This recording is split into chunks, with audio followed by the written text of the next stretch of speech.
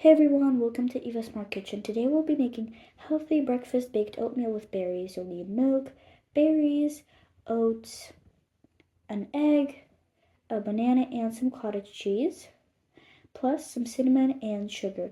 To start, mash up your banana in a bowl. Then add your cottage cheese, plus an egg, and continue mixing. Then add your sugar, continue mixing.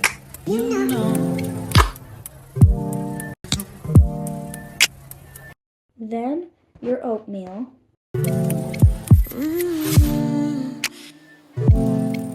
Then add your frozen or fresh berries and continue mixing.